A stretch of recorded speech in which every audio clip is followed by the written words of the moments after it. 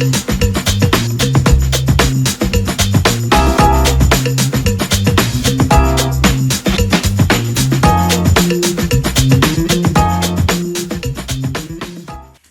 Bapak Ibu sekalian, jumpa lagi dalam program Devotion for Nation, sebuah program yang sudah memberkati kita hari-hari ini, dan kami percaya pagi hari ini juga firman-Nya akan jadi terang buat kita semuanya. Mari sebelumnya saya mau ngajak Bapak Ibu sekalian bersama-sama kita duduk kepala, kita berdoa. Bapak Surgawi, terima kasih buat hari yang indah ini. Pagi yang dahsyat, kami percaya suara dan cinta kasih-Mu ajaib buat kami semuanya. Berbicara lewat kebenaran firman-Mu, supaya kebenaran firman-Mu jadi terang, kehidupan kami jadi garam, dan kami jadi berkat.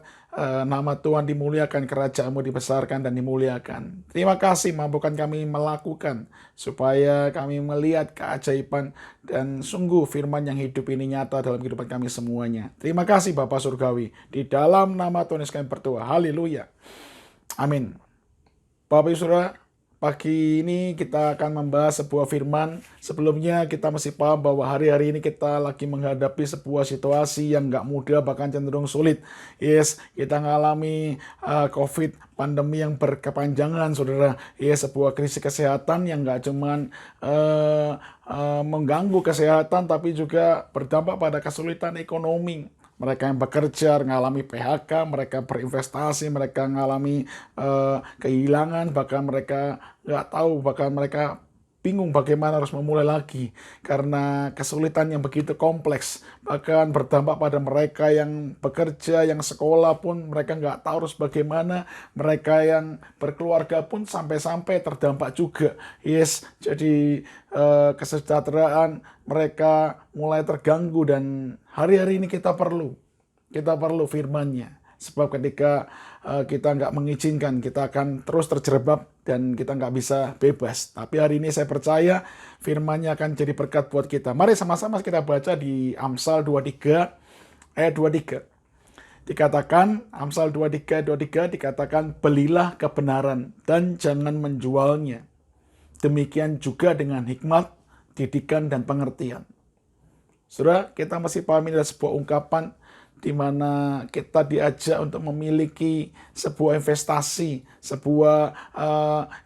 untuk masa depan kita, untuk hari-hari kita, sebuah investasi yang sangat penting. Nah, kehidupan ini ketika kita nggak memiliki kebenaran, ketika Anda punya kehidupan tanpa kebenaran, pertama kita miskin, yang kedua kita juga sengsara. Kehidupan ini betapa malangnya dalam kehidupan kita nggak ngalami kebenaran, kita ngalami penindasan, kita ngalami kerugian, kita nggak ngalami, kita selalu disisihkan.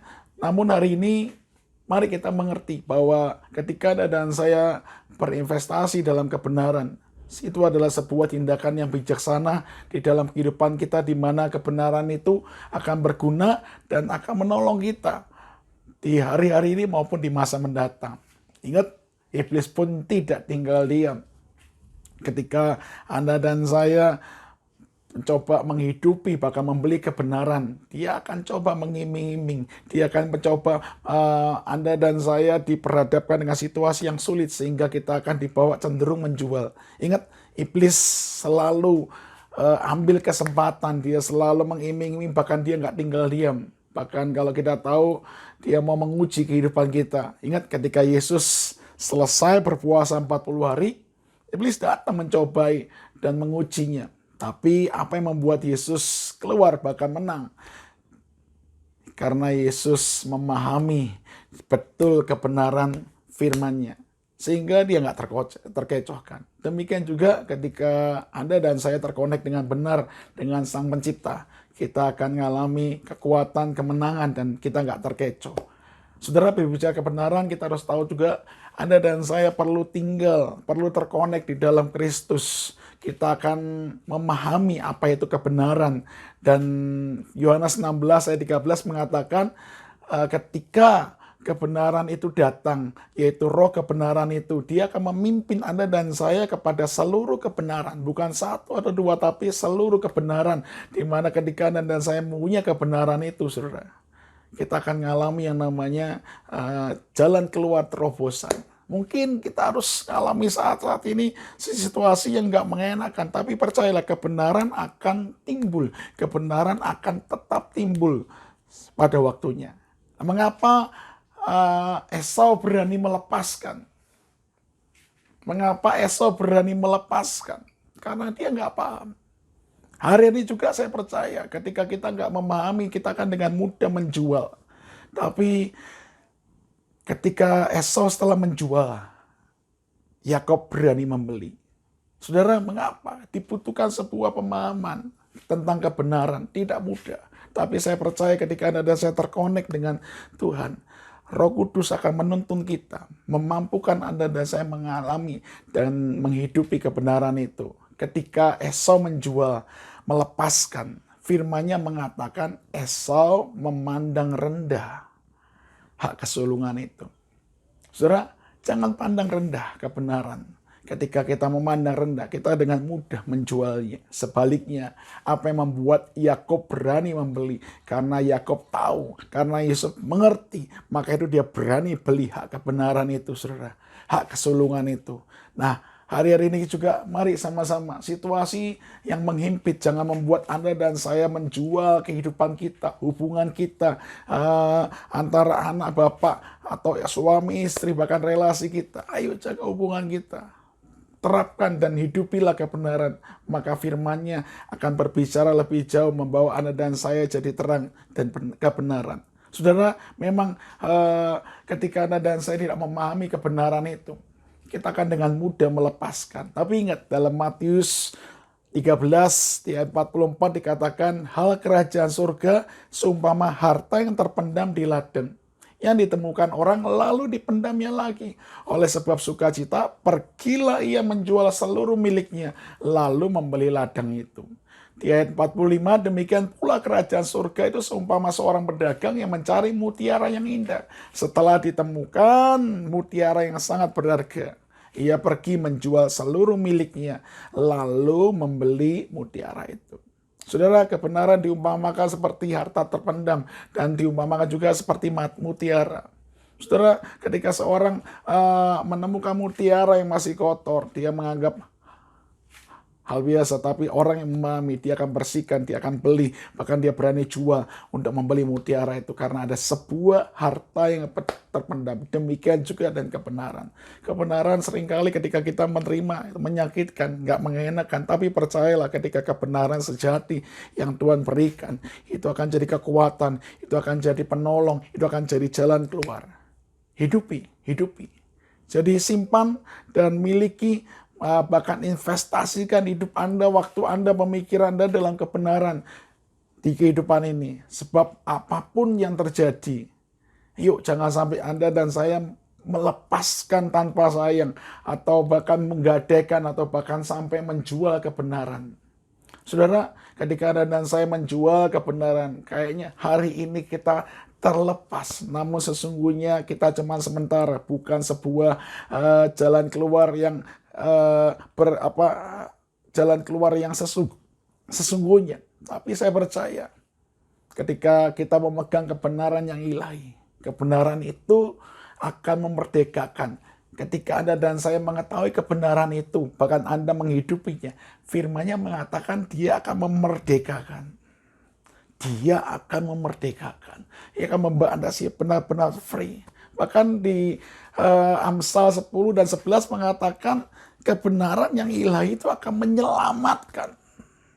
Dia akan menyelamatkan keluargamu, dia akan menyelamatkan usahamu, dia akan menyelamatkan sanak keluargamu, dia akan menyelamatkan masa depanmu. Bahkan dikatakan juga dia akan melepaskan, kebenaran itu akan melepaskan orang dari maut. Percaya bahwa kebenaran yang Anda pegang, kebenaran yang Anda hidupi, yaitu kebenaran ilahi, itu akan melepaskan kita dari maut. Jangan jual kebenaran, tapi beli. Ini memotivasi kita semua.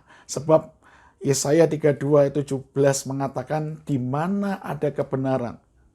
Yes, di mana ada kebenaran, di situ ada yang namanya tumbuh.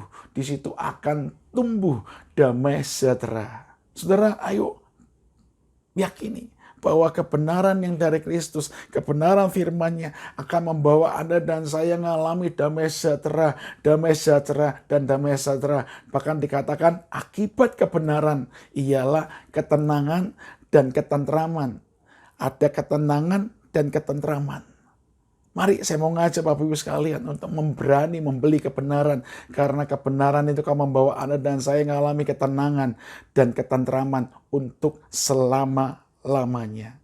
Saya berdoa biar firman Tuhan ini Tuhan sendiri yang menginterpretasikan buat kita semua. Sehingga kita bisa melakukan dan kita mempraktikkan dan seluruh kehidupan kita semuanya. Saya berdoa biar ini jadi berkat buat kita semuanya. Tuhan berkati. Mari sama-sama kita berdoa. Bapa Surgawi, terima kasih buat firman-Mu yang sederhana ini. Berbicaralah, kami butuh untuk memahami, bahkan mampukan kami untuk berani membeli kebenaran. Sebab firman-Mu ya dan amin. Mampukan kami untuk terkonek terus, supaya seluruh kebenaran itu kami alami. Dan kami boleh Tuhan mengalami kemenangan, kami boleh mengalami ketentraman. Bahkan kami mengalami Tuhan damai sejahtera yang terus menumbuh, bahkan memberkati orang-orang. Bahkan kami mengalami ketenangan, kami mengalami ketentraman untuk selama-lamanya. Janji-Mu itu Tuhan, mampukan kami menikmati. Terima kasih berdoa lewat kesempatan ini juga Tuhan. Buat bangsa-bangsa yang lain Tuhan, buat Singapura, buat Malaysia, buat Brunei, Tuhan, buat Filipina, buat Amerika Tuhan, bahkan Indonesia Tuhan, kami minta kebaikan, kemurahan-Mu. Mari Tuhan, mampukan pemerintah Tuhan untuk menghadapi, menyelesaikan ini semua. Beri hikmat, beri pertolongan pada ilmuwan-ilmuwan semuanya Tuhan, supaya vaksin itu boleh ditemukan dan kemuliaan-Mu dinyatakan, sehingga kami boleh mengalami damai sejahtera dan kemurahan. Kebenaran-Mu dinyatakan, ditegakkan. Terima kasih Tuhan Yesus buat pagi yang indah ini. Di dalam nama Tuhan Yesus kami berdoa. Haleluya. Amin. Tuhan Yesus memberkati kita semuanya. Bye-bye.